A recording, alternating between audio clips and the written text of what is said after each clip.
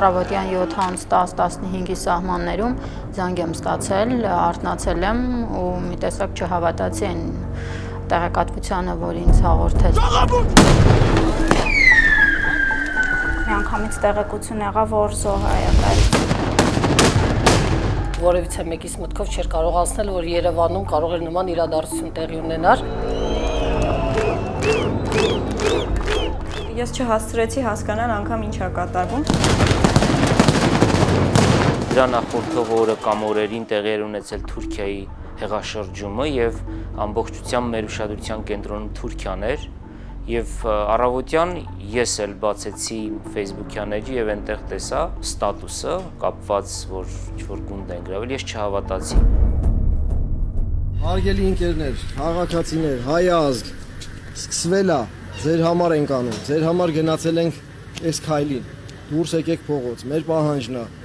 ազատ արձակեն բոլոր բանտարկյալներին, քաղ բանտարկյալներին, Վիրայր Սեֆիլյան, Գևորգ Սաֆարյան, Պալոդիա Ավետիսյան, Շանթ Հարությունյան եւ ընկերներ։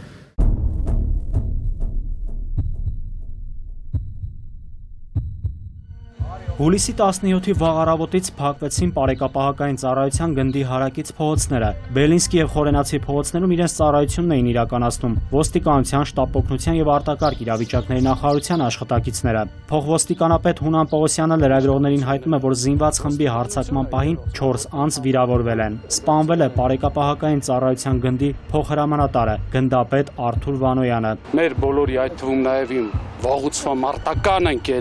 մարտական ընկերը ամենալավագույններից մեկը։ Ես կարող եմ ասել, որ ծռերի պաշտպանները, հատկապես առաջի շարքերում կանգնածները, թող ինձ քննադատեն, բայց ես դրան չեմ վախենում, շատ ագրեսիվ էին։ Մի պահ կար, որ անդադ քարերով խփում էին։ Եվ ես նաև շատ լավ հիշում եմ, որ ուղղակիորեն ես ինձ չկարողացա զսպեմ եւ ասացի, որ հերիքա քարերով խփեք, նաև մեզ է խփում։ Այդ մարդիկ արել են մեր համար, իրաց կյանքները դրել են մեր համար, մենք էլ պարտավոր ենք իրաց կողը կայնելու։ Պարտավոր ենք, պարտավոր ենք կայնելու իրաց կողը։ Առաջի քարերը, առաջին շշերը, որոնք շպրտվեցին ոստիկանության վրա, դրանք սովորական քաղաքացիներ չէին, դրանք լավ պատրաստված, արդեն լավ իրենց անելիքը իմացող մարդիկ էին։ Ինչ պետք է անեն այս պահին, ունեն ցուցարները հստակ, այստեղ կարծես թե սկսեց բախվել։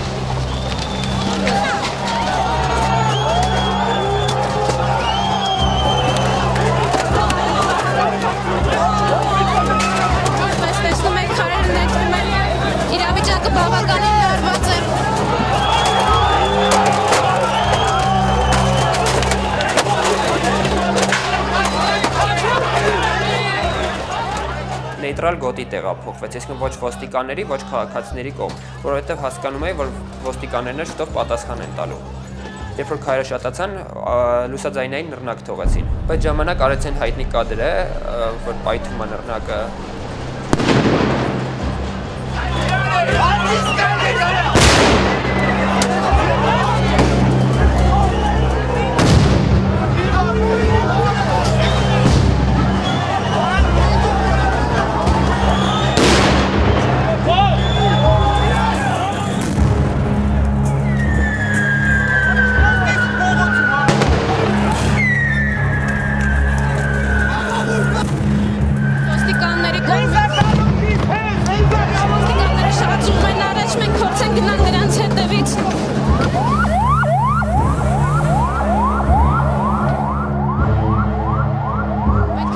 Նույնիսկ ոստիկանները հակագաշնում են եւ հիմա նրանք հեռանում են, հետ են գնում իրենց հետ տանելով բազմաթիվ քաղաքացիների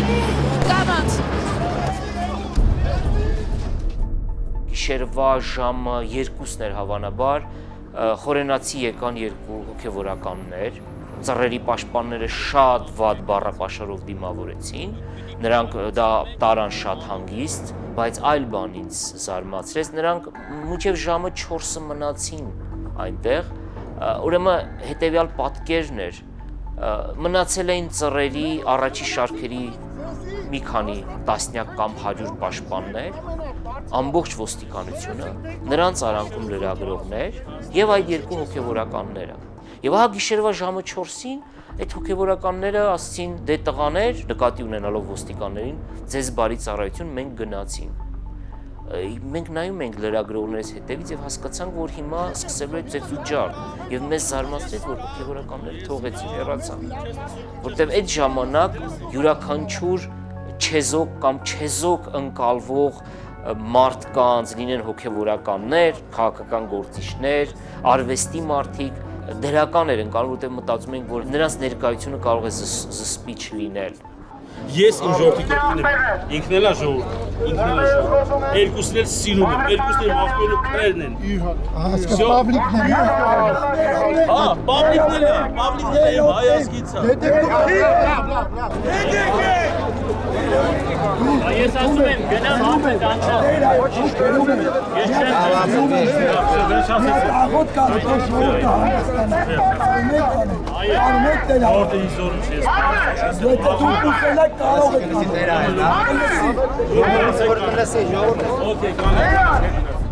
Հուլիսի 19-ին ահազանգ եմ ստացել Սարիթաղցիներից եւ խնդրել են անպայման ամեն հնարավոր տարբերակով հասնել Սարիթաղ։ Այդ ժամանակ Խորենացիում կանգնած էի եւ կողքս երիտասարդ կար, ով ասաց ես ճանապարհը գիտեմ, փորձեց իր մեքենայով ինձ տեղ հասցնել եւ արդյունքում հայտնվեցել որմնադիների փողոցում։ Սարիթաղցիները բավականին բորբոքված էին եւ փորձում էին իրենց պահանջները ձևակերպել։ Իրենց ցանկությունը հետեւյալն էր փողոցը բացել, որովհետեւ չեն կարողանում խանութ գնալ եւ էժան մթերք գնել եւ մյուս կողմից չեն կարողանում քաղաք իջնել եւ այդքան տաքսիի գումար չեն կարող վճարել։ Մյուս կողմից կար գազի եւ լույսի անջատման փաստ եւ ջրի նաեւ այդ շոկ օրերին նրանք նաեւ ջրից էին զրկված, քանի որ ՊՊՑ գունդը գտնվում էր այդ փոքր տարածքում եւ առանձին անջատիչ տարածքներ չկային,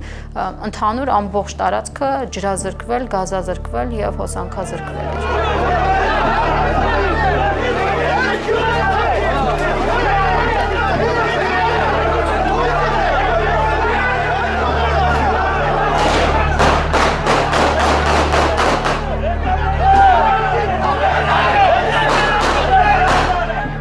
Հակասական էր սկզբում, կազմակերպվածություն չկար, սկզբում Նիկոլ Փաշինյանն էր, հետո Նիկոլ Փաշինյանի ու այդ գնդի ժողովրդի միջև հակասություններ եղան, Նիկոլ Փաշինյանը իջավ հարթակից, նոր խորհուրդ ձևավորվեց։ Այս process-ը այսօրվա հայտարարություններից հետո կառավարելու կամ չգիտեմ որևէ, այսպես ասած, հարթակային մասնակցություն ունենալու իմ բոլոր լիազորությունները հանձնելու եմ Ալեկ Ենիգոմշյանին եւ մնացած նախաձեռնող խմբին։ Եթե չհաշվենք այն 2-3 տեսանյութերը, որոնք որ հենց ասնածռերը իրենք են հրապարակել եւ Նիկոլ Փաշինյանի կողմից նկարահանված տեսանյութը, ապա համարենք, որ բացառիկ մի օր ենք ունեցել, երբ որ լրագրողներին թույլ է տրվել մտնել ՊՊՑ գնդի տարածք եւ այնտեղ իրենց սեփական աչքով ուսումնասիրել, նկարահանել, հարցազրույցներ անել։ Իսկ ներսում սիտուացիան ոնց է ոստիկանների հետ։ Շատ կոնֆլիկտային է։ Շատ հակառակ իրանք էլ են շատ վատզվում։ Նկատի ունեմ Համեցեք եթե տեսեք թե ինչքան ծիրալիր են։ Մենք իրանք է մեր հետ կկանգնեն մեր կողը։ Մենք համաձայն ենք։ Պարոնայք ոստիկաններ, օրդորում ենք բոլորին։ Վայ դրեք զենքերը, միացեք ժողովրդին։ Իսկ էլի ոստիկաններ կան ներսում։ Երթապամասում ունեք 2 հոգի ևս, հա։ Ընդհանուր առմամբ քանի հոգի։ Ըստ դրությամբ մեզ հետ միացին պարոն Երազարին 8 հոգի։ Խմբագրի հետ Արման Բաբաջանյանի հետ շատ ենք խոսել ինչքանով անվտանգ նախ ներս մտնելը, որովհետև ես նշեցի, որ մի քանի հոգու ճանաչել եմ ու ես ունեի վստահություն, որ հաստատ ոչ Վարուժան Ավետիսյանը, ոչ էլ Պավլիկ Մանուկյանն ինչ որ լրագրողների նկատմամբ վատ գործողություն չեն իրականացնի։ Նկատի ունեմ իրենցից վտանգ չէր սպառնում, բայց այնտեղ կային մարդիկ, ում չես ճանաչում ու չգիտես ինչ կարա տեղի ունենա։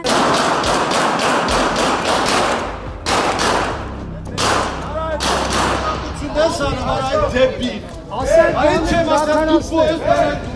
Ավրիստին պայմանավորել Հատե հասկացինք դեպրատ ասա դու հանգստարով Բրացո, եսի ասել Եստերի թենքով Ես ինչ եմ ասել, հետ դար Արա չեք լսում հետ դար Առաջին ով մեզ դեմ դուրս եկավ, դա միայնակ Գայլն էր, Արայք Խանդոյանը Եվ մի անգամից չկարողացան նույնականացնել, որ դա միայնակ Գայլն է։ Սկզբից այդ գորգորոցներն ու կոնֆլիկտը նրանց միջև եղավ այն պատճառով, որովհետև եղել էր համաձայնություն, որ լրագրողները պետք է միայն ուղիղ հեռարձակման սարքերով մտնեն եւ այդ ամեն ինչը միայն ուղիղ հեռարձակման պետք ունենալու։ Մատաղինի, դիչի բրա, մզնե հետ, պիտի, մարկուրինին դո, ինտերնետ կապի հետ կապված, դուք ունեք ինտերնետ կապ։ Ուրեմն ոչ մի բան չի ընտանալու, մինչև այդ ինտերնետ կապը չլինի։ 5-10 րոպե հետո Վարուժան Ավետիսյանը մոտեցավ եւ արդեն երբ որ լրագրողները տեսան Վարուժան Ավետիսյանին, բոլորով մոտեցան դեպի Վարուժան Ավետիսյանին եւ սկսվեց մամուլի ասուլիսի պես մի բան։ Նրանց մոտ ներքին պայմանավորվածություն էր եղել, որ պետք է խոսի միայն Վարուժան Ավետիսյանը։ Բայց երբ որ լրագրողները մոտեցան, խոսեցին մյուս անդամների հետ, տրամադրությունները բոլորի, այսինքն փոխվեց, ամեն ինչ ավելի ազատ անկաշկան դարձավ եւ այդ ժամանակահատվածում բոլորը սկսեցին խոսել։ Այս դիմակներով եք եղել։ Չէ, էսի լավ, բաների գնա, հեշտագներին։ Եթե այնտեղ գտնվող որևէ լրագրող հրաժարվեր մուտք գործեր մամուլի այդ կենտրոն, բացառապես նրանք, ովքեր իրավամբ մտահոգություն կունենային իրենց կյանքի սպառնալիքը հաշվի առնելով, ես նրանց կհամարեի ոչ լրագրողներ։ Լրագրողները ծանր գրաֆիկով էին աշխատում եւ մարդիկ կային անգամ փողոցում էին քնում, արթնանում, քնապարկով էին գալիս։ Եվ իմ համար շատ ցավոտ էր, որ հենց լրագրողներին թիրախավորեցին Սարիթաղում ոստիկանները եւ իրանց ծեծի ենթարկեցին։ Ես ասում եմ, դուք ստեղ հանգիստ կանգնեք, մենք էլ այնտեղ հանգիստ կանգնենք։ Բանակցեք ու եկեք խոսի։ Ունեք 5 րոպե ժամանակ։ Դուք ունեք 5 րոպե ժամանակ, հետ գնացեք։ Հետ գնացեք 5 րոպե ժամանակ դուք ունեք։ Հետ գնացեք։ Ուրեմն լսում եք ճոճը։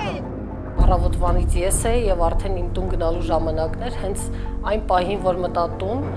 միանգամից միացրեցի բնականաբար ուղիղ եթերը համակարգչով եւ հենց այդ պահին լսում եմ իմ գործընկերներից մեկի ձայնը, որը այդ պահին փորձում է փախչել ոստիկանների հետապնդումներից Սարիթաղում եւ այդ ամենը ինքը պատմում է ուղիղ եթերում, թե ինչ է տեղի ունենում։ Հիմա փորձում է ներման ենթարկել քաղաքացիներին, մեր հետևից են վազում քաղաքացիական հագուստով ոստիկաններ հիմնական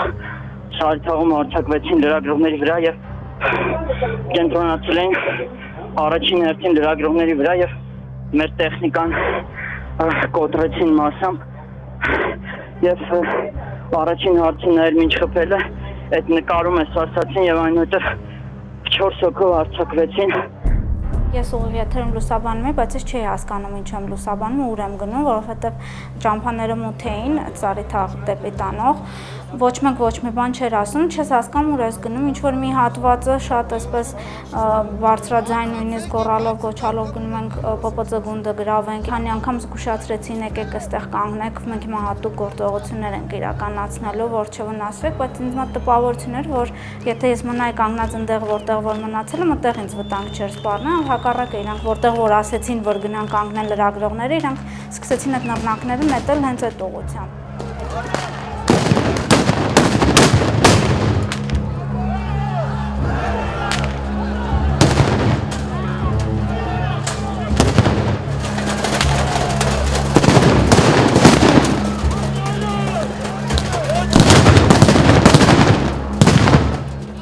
Ժողովուրդը փախավ, ոստիկանները շարժվեցին դեպի ժողովուրդը ու մենք հայտնվեցինք իրենց թիկունքում։ Այդ ժամանակ հարված ստացավ լրագրողս Մկրտիչը Կարապետյան ու իմ ընկերը, լավ ընկերը, որը այդ օրերին ինձ օգնում էր։ Ես ոնց զգում եմ իմ վրա են ուզում բանանել, հարձակվել, բայց ցանկացած հարձակվի վրա ես կամերան թեքում էի իր վրա ու այնպես բացում էր, որ ինքը վախենում էր ու փախնում էր, այսինքն կամերայով ես ոնց որ պաշտպանվում եմ, էլի։ Ես ազատությունով օնլայն նայում էի, թե Սարիթաղում ինչ վիճակ է եւ շարժվում էի բժշկական կենտրոնից դեպի Սարիթաղ։ Երբ որ անցա կենտրոնական հրապարակով, ամենահետաքրքիրը դա էր, որ այնտեղ երկող շատրվանները միացված էին, մարդիկ քայլում էին, զրուցում էին, պաղպաղակ էին ուտում, սրճարաններում էին նստած, շատ տարբեր իրավիճակներ էր կենտրոնական հրապարակը, որտեղով որ ես անցա եւ Սարիթաղի բախումները։ Կարծես դրանք երկու տարբեր հասարակություն լիներ, երկու տարբեր իրավիճակ լիներ։ Ժողովուրդ!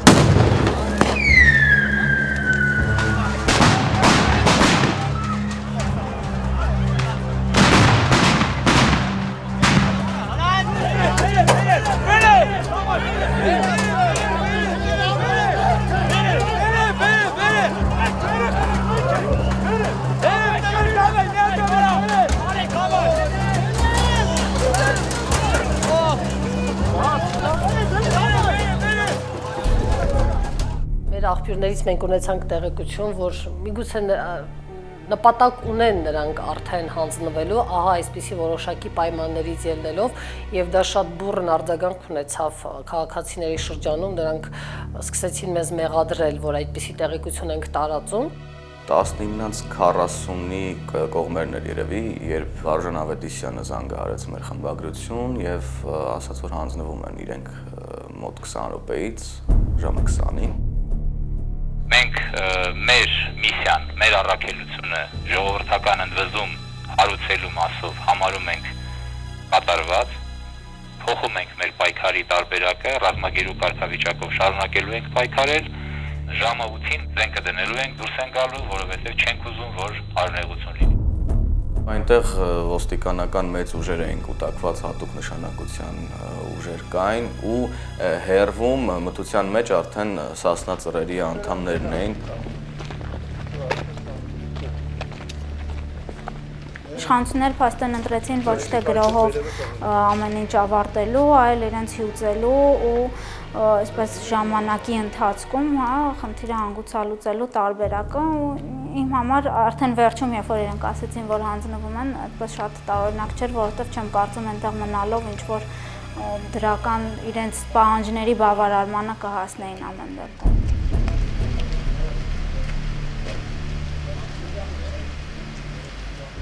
Կարգադրել էին ոստիկանական ուժերը, որ ոչ մի հարց պետք է մենք չտանք եւ ոչ մի ձայնագրություն, չանենք, նրանց խոսքը չձայնագրենք, անենք միայն կադրեր։ Բայց ընթացքում, երբ սկսեցին հանձնվել, բոլորը ինչ որ մի բան ասում էին հանձնվելուց, չգիտեմ, պինդ եղեք կամ մենք սա անում ենք, որ զոհեր չլինեն, հետո Վարուժան Ավետիսյանը հանձնվելուց խոսեց տեսախցիկի առջև եւ ոստիկաններն էլ չխոչընդոտեցին նրան, որպեսզի նա խոսի։ Իմ համար դա տարօրինակ էր, որովհետև դա բավականին ծավալուն ու խորը հարցազրույց էր, որտեղ ես ընդհանրապես հարցեր չէի տալիս։ Երբեք չընկճվեք, երբեք հետ չկանգնեք։ Ինչ որ մարդիկ տեսան այդ պահին, մենք եւս տեսնում ենք առաջին անգամ։ Մենք նկարել ենք, բայց չենք նայել ինչ ենք նկարել։ Ու եթերով հեռարձակեցինք այն ամեն ինչ նկարահանել ենք, որովհետև մեզ հանձնվելու պահին ուղղակի թույլ չէին տվել ու հեռարձակման սարք վերցնել մեզ հետ, որովհետև կարծում եմ չէր կարելի կանխատեսել, թե ինչ կարող է կատարվել հանձնվելու ընթացքում։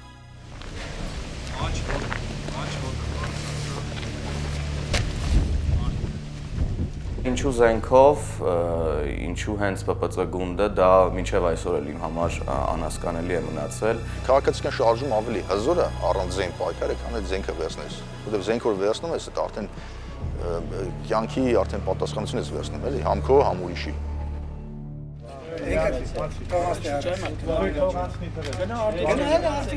Այս դեպքերի մեջ իմ կարծիքով մեր ուշադրության կենտրոնում պետք է մնա մի ֆիգուր, որը Հայաստանի պատմության մեջ է մտնելու, դա հաց բերողի կերպարն է։ Չէ։